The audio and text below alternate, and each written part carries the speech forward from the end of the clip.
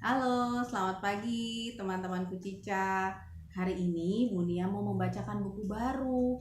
Bunia punya buku baru judulnya Dongeng Ajaib.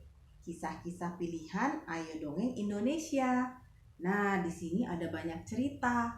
Kita akan membaca cerita yang terakhir dari buku ini dulu. Judulnya Biru si Peri Hutan.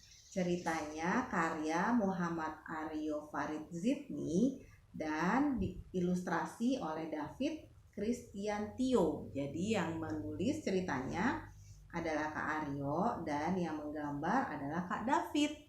Kita mulai ya. Biru si Peri Hutan. Setiap hari, Biru si Peri Hutan selalu bangun pagi. Siapa teman-teman yang juga selalu bangun pagi seperti Biru? Ya, bagus ya, bangun pagi jadi semangat dan segar. Hangat sinar matahari yang masuk ke kamar Biru melalui celah jendela di rumah pohonnya seolah-olah mencubit pipi Biru. Kemudian Biru akan terbangun dengan cepat dan langsung terbang keluar jendela. Wah, jadi dia begitu bangun langsung terbang keluar jendela. Iya, seperti semua peri hutan lainnya, Biru memiliki sayap dan bisa terbang. Coba teman-teman, mana sayapnya? Kita terbang ya seperti Biru sih peri hutan, dia bisa terbang. Biru terbang untuk membangunkan semua temannya, sesama peri hutan dan juga binatang-binatang hutan. Sembari terbang, Biru memanggil nyaring dari balik jendela kamar mereka. Teman-teman, ayo bangun dan bermain. Begitu teriaknya. Teman-teman Biru pun akan langsung terbangun. Ada peri hutan yang langsung terbang keluar jendela membawa boneka tidurnya. Ada juga yang terbang dalam posisi tidur. Oh, masih tidur sudah terbang keluar.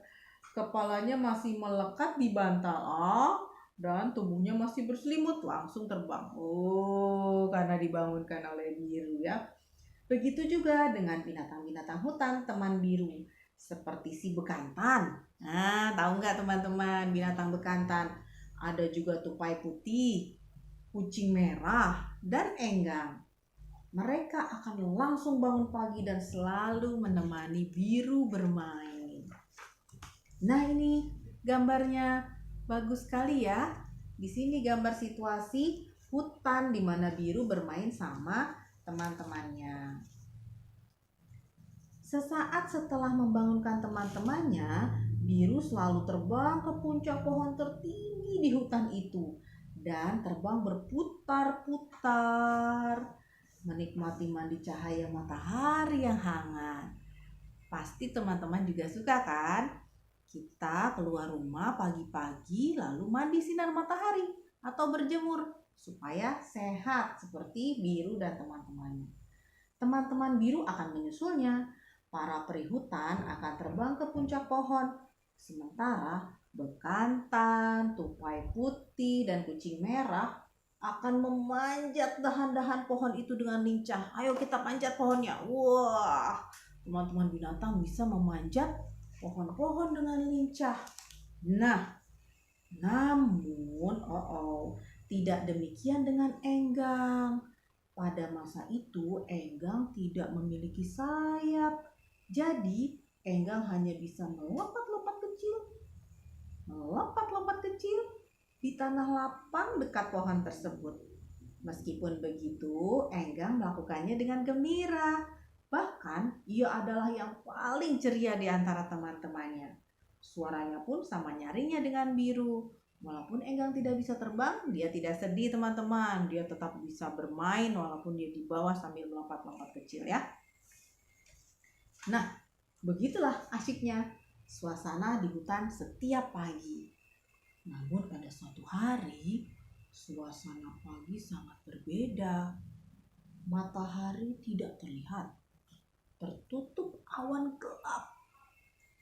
Gelap sekali, seperti kalau kita menutup mata. Ada yang terlihat? Gelap ya. Begitu suasana pagi itu. Hujan turun, namun tidak seperti biasa. Kali ini hujannya deras sekali, Biru tetap bangun paling pagi walaupun hujan ya. Namun kali ini hanya bisa menunggu di balik jendela di dalam rumah. Ternyata teman-temannya juga menunggu. Menunggu Biru, menunggu hujan reda, menunggu untuk bisa keluar dan bermain.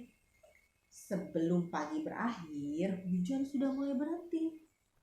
Awan kelabu berarak pergi tertiup angin.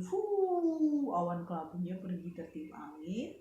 Hujannya semakin reda dan matahari malu-malu mulai datang memunculkan sinarnya. Sinar hangat yang ditunggu-tunggu. Tanpa menunda, langsung saja Biru terbang cepat.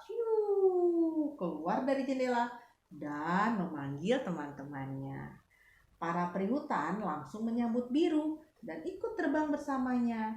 Para binatang hutan juga begitu. Akan tetapi, hujan lebat itu telah membuat dahan-dahan pohon menjadi sangat licin. Sementara mereka semua senang bermain di pohon. Nah, kita lihat. Akibatnya, ketika memanjat pohon, hop, hop, hop, bekantan terpleset, syut, dan terjatuh. Puh, bekantannya jatuh. Aduh, kata bekantan. Bekantan menangis kesakitan. Bekantan terjatuh di dekat siapa yang tidak bisa terbang tadi? Iya, Enggang tidak bisa terbang. Bekantan jatuh ke dekat Enggang yang seperti biasa berada di bawah pohon. Dengan suaranya yang lantang, Enggang memanggil teman-temannya turun, termasuk Biru. Enggang menemani bekantan dan memberinya semangat agar tetap kuat. Ketika sampai di bawah pohon, semua terkejut melihat bekantan. Bekantan jatuh. Bahu, kening, hidung bekantan terluka dan membengkak dan memerah, terantuk-antuk dahan besar saat terjatuh tadi. Waduh, lihat bekantan terjatuh.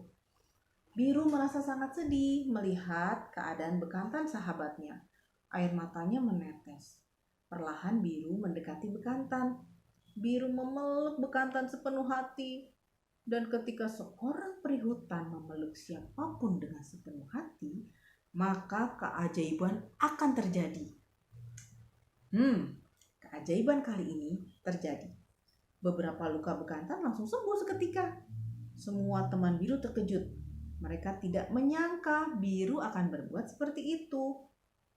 Karena perihutan yang memberikan keajaiban, maka sayapnya akan hilang.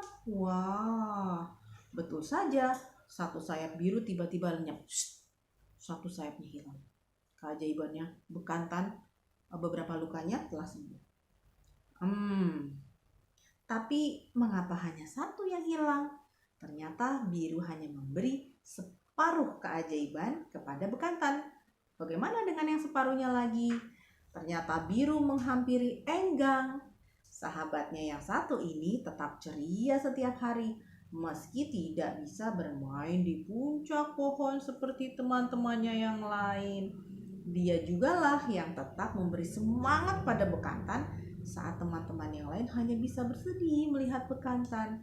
Maka Biru pun memeluk Enggang sambil tersenyum. Nah, sayap terakhir Biru pun lenyap. Syut, hilang sayapnya. Enggang menerima keajaiban. Dia kini memiliki sayap.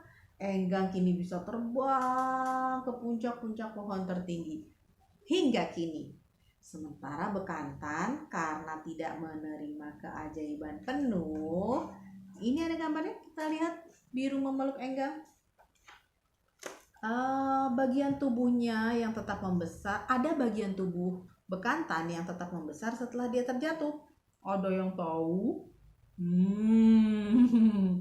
Kini para perihutan sudah menghilang dan sulit dijumpai. Tapi konon tak hanya bisa memberikan keajaiban dengan sepasang sayap, Mereka juga punya kemampuan berubah wujud. Mereka bisa menyamar. Apakah kalian bisa mengenali mereka? Coba perhatikan. Kalau ada orang terdekat kalian yang memeluk dengan sepenuh hati ya. Nah, gitu ceritanya. Ini dia ceritanya burung enggang jadi bisa terbang jauh ke atas ya. Setelah mendapat keajaiban dari biru si peri hutan. Wah, bagus sekali ya bukunya ya. Teman-teman, kita bisa belajar dari cerita-cerita yang ada di buku ini. Nanti kita baca cerita selanjutnya ya. Terima kasih dan sampai jumpa.